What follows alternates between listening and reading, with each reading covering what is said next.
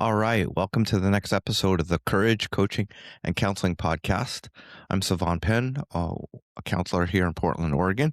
If this is your first time listening, and this podcast is to encourage you to bridge the gap from where you are to where you want to be in life and to courageously take the next steps of growth and healing in your life. And so we're reviving the podcast. We're starting the year interviewing entrepreneurs, business owners with their story of how they made the leap to starting their own business and the lessons that they've learned. And so whether you're thinking about starting a business or not, their stories help with taking the next step with the changes and improvements that you want to make in your life.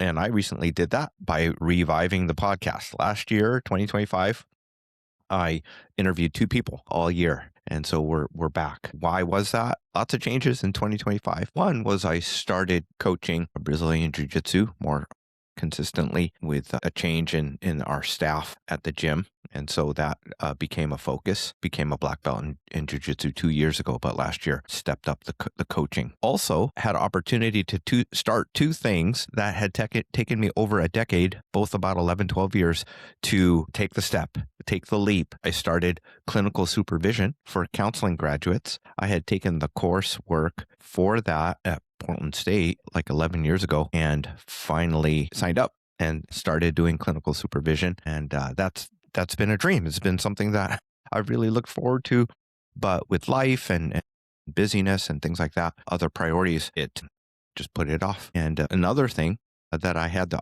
opportunity to do was to speak at the annual conference for the American Association of Christian Counselors in Nashville, Tennessee. My supervisor, Dr. Norm Thiessen, when I was meeting with him 10 years ago, recommended that I submit a proposal to speak and do a workshop there. I finally took him up on his recommendation, and the proposal got accepted, and I was able to do a workshop for that conference and really enjoyed it. It was on sleep-informed care, providing sleep-informed care as therapists and counselors. And it was on sleep disorders, insomnia, and mood disorders and habit change. So that was a lot of fun to do for that. And I hope to do more. The theme for next year's conference is thriving and wellness. So I'm going to submit another proposal to do that talk. So this episode is on lessons learned from quitting social media. So I started out the year getting off social media, and I had actually started in December by uninstalling Facebook, but logged on a few times with the web browser. But in January, made the decision to take the month off social media. I still had Messenger and I still had Instagram to check messages, but I set a 30-minute limit for checking messages. So which is a huge change for me. So that was really helpful. And so one lesson I realized is at first going through withdrawals, just automatically reaching for the phone in pauses, in breaks, and in filling up space, the habit of grabbing the phone and just checking and scrolling. That happened at first. And the second lesson is I had to find something to replace that habit, and did a lot more reading this month. Got back to reading. That's been really helpful. There were also a few, and I'm going to share some books that have been helpful here at the start of the year, getting on track with habits and getting focused on growth and health, mental health and physical health this year that I hope will be helpful to you as well. The other lesson learned with that is you don't just, it isn't helpful to just stop something. It is helpful to focus on and being intentional with time. And so besides reading more, helped me with my morning routine, starting out the day focused by getting back to daily Bible reading and starting out the day with that. So the YouVersion app is really helpful for that. I'm following the Bible Project read through and starting out the day with that, and meeting with guys regularly on Monday mornings with guys from church, for meeting them for coffee. And that has been a habit that has really been helpful, not just in the last month, but the last couple of months, but really developing consistent consistency with that has been really helpful. That this episode is also some book recommendations that have been helpful to me, books that I recommend to clients here at the start of the year. See, this episode will probably come out around start of February. And so this is where it gets hard, right? Start out strong, start out consistently. Some people for a week, some people for 2 weeks, some people for a month. But then this is where it can start to tail off. So I hope this is a boost of encouragement to stay on track with your goals and your habits. And so one thing that can help is the Atomic Habits Workbook. Now, Atomic Habits has been out for several years, pre-pandemic, bestseller, very popular book. But James Clear finally came out with a workbook, and it's super helpful. One fun thing about the book is you don't have to read it in sequence.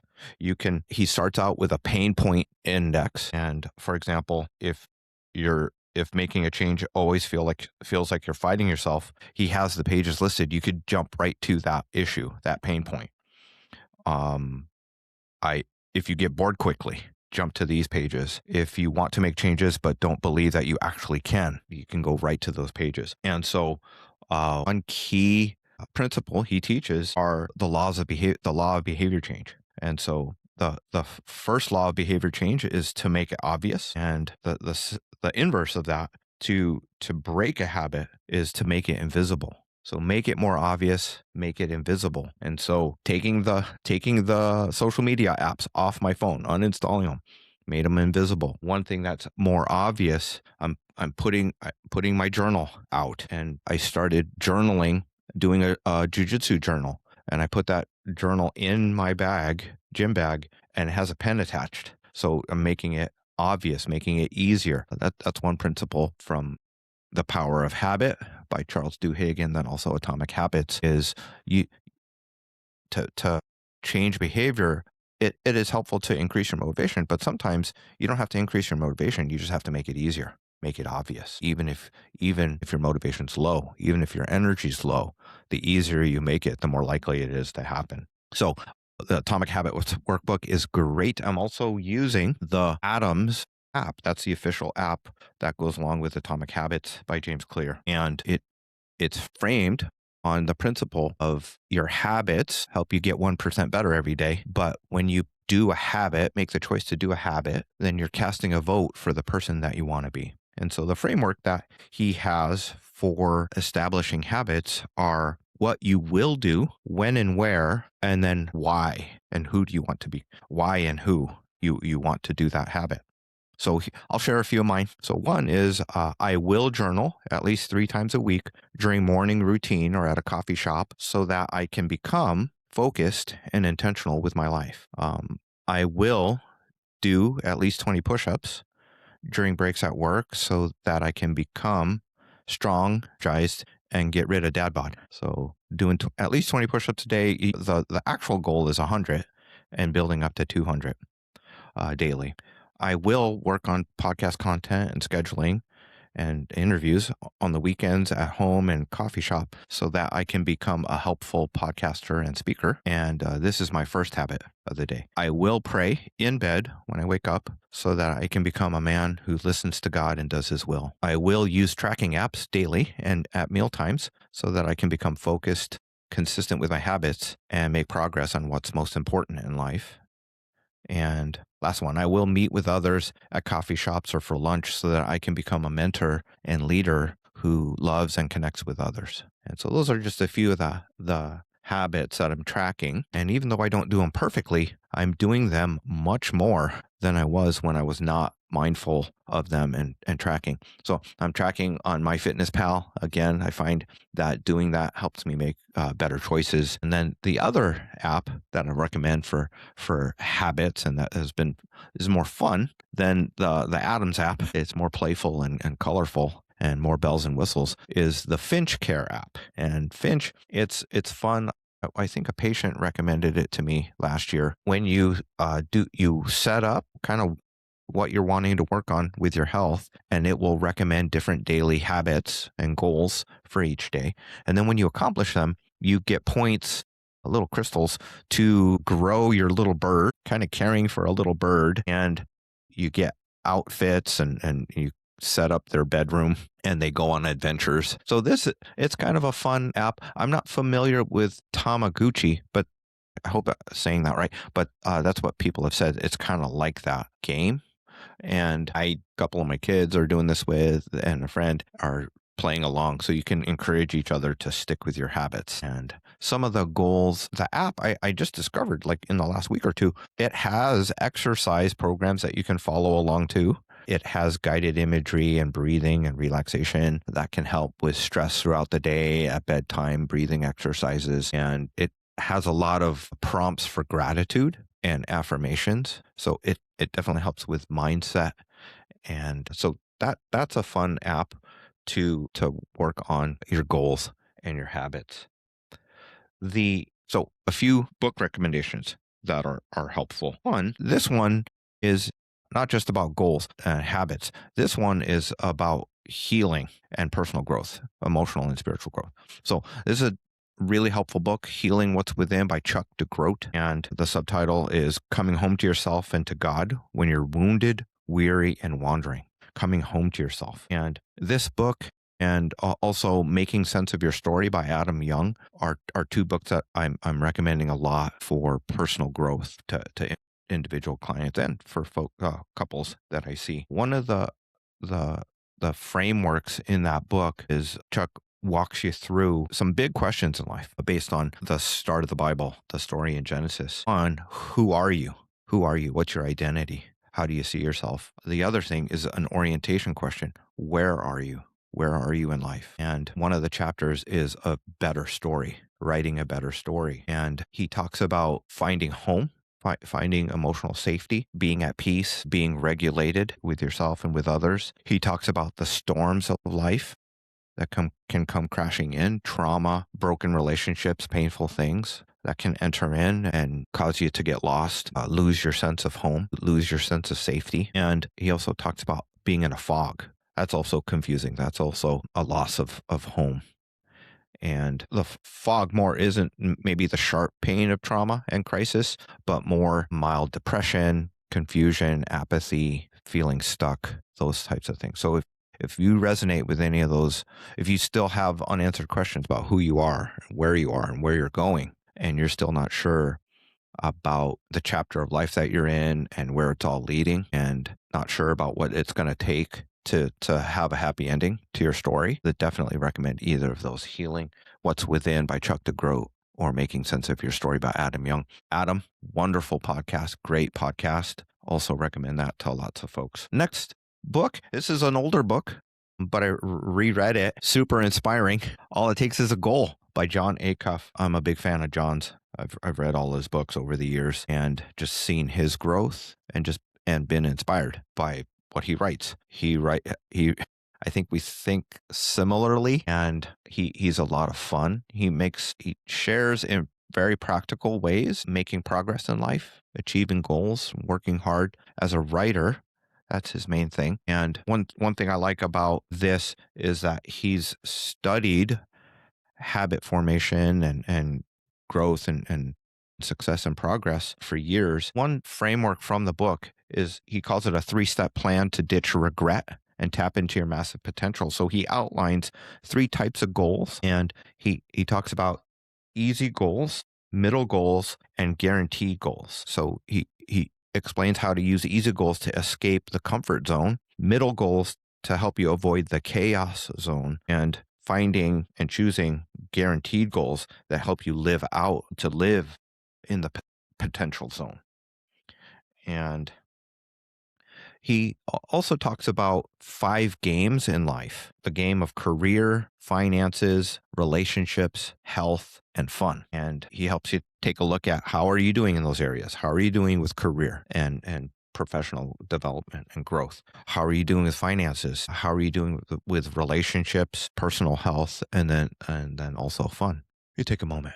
So I think I'm making some progress. I'm kind of in the middle goals with career, and reading this book helped me realize that I am not working hard enough or smartly enough on my goal of publishing my parenting book. And so I go in fits and spurts, but I'm not consistently working towards that goal. And health-wise, doing better. Relationships, being more intentional about getting together with people has been helpful. So where do you want to put more effort, more time in this year? What do you want to protect and maintain? And then what do you think you want to do less of, and to give yourself more time and energy to work on those other things? One thing that'll help us is with focus and distraction. And one book I'm recommending and absolutely love is ADHD is Awesome by Penn and Kim Holderness, and a guide to mostly, in parentheses, thriving with ADHD. Love this book. It's very funny, very inspiring, but it's also very practical. So they wrote it together. And if you're not familiar with the Holderness family, they are a couple that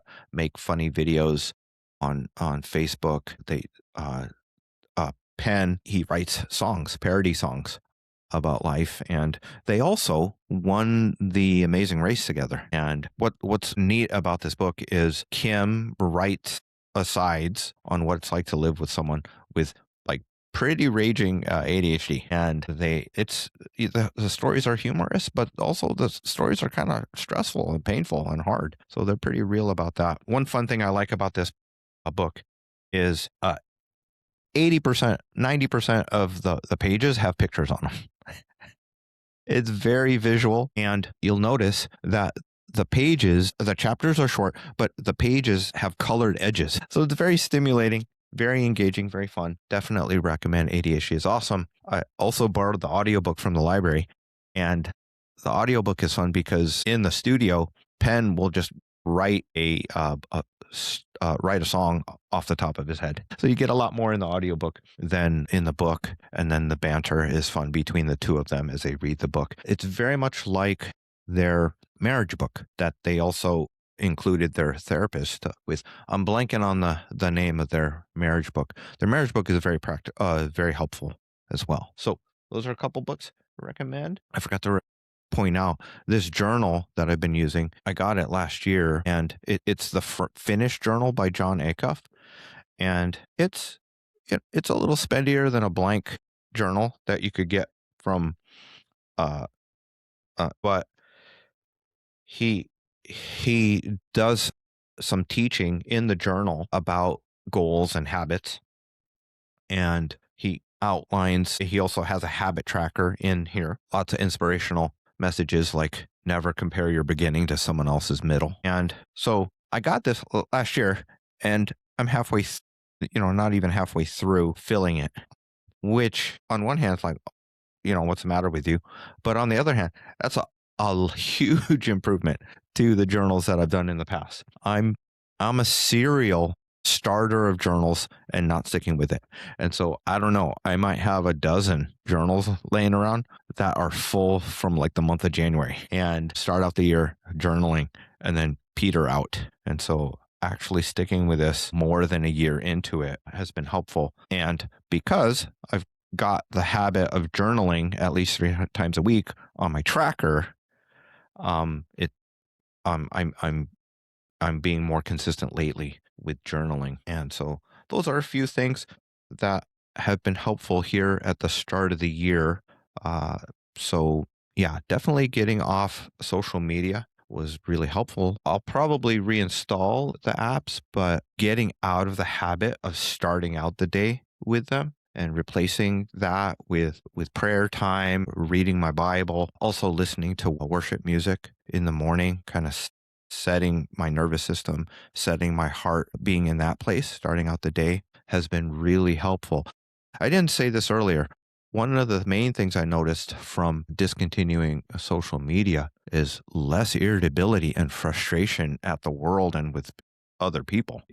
Not reading the comments, not reading all the reactive, words. Like, I'm a counselor, and I wouldn't say I'm an empath, but I'm, one of my strengths is empathy. And it made me realize how much even though I don't, as much as I try, like, not to engage and go back and forth with people in the comments, but just hearing the cruelty and the meanness and the contempt and disrespect and just, sometimes outright hatred, it affects our hearts. It affects our spirits. It affects our minds. It affects our view of people, or at least it did for me. And so more hopeful, more positive. I still have the habit of just checking the headlines once a week for 5 minutes, just scanning, not even reading the articles, just looking at the headlines and like, oh, yep, the world's terrible.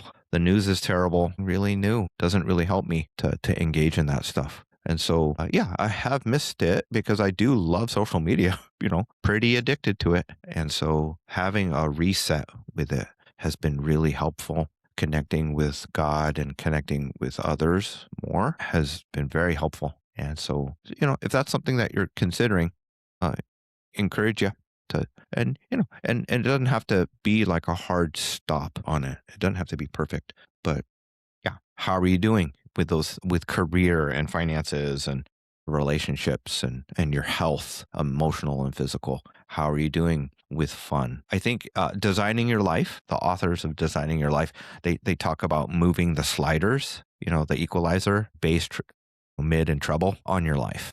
So move those sliders of your habits and your goals and your priorities. And are you living out your mission and purpose in life? Are you living out your values? Are you taking action on what's most important to you in life? So I hope that for you in 2026. If you're taking a big leap this year, message me. Would love to hear your story and um, interviewing folks that I love, just hearing how people decide what their mission in life is, but then what did they do to take the leap and live it out. And so thanks for listening, guys. Hope this is going to be a great year for you. If you had some resolutions here at the start of the year and you're starting to dip, I hope this was an encouragement to you to keep going. All right, guys, until next time, we'll see ya.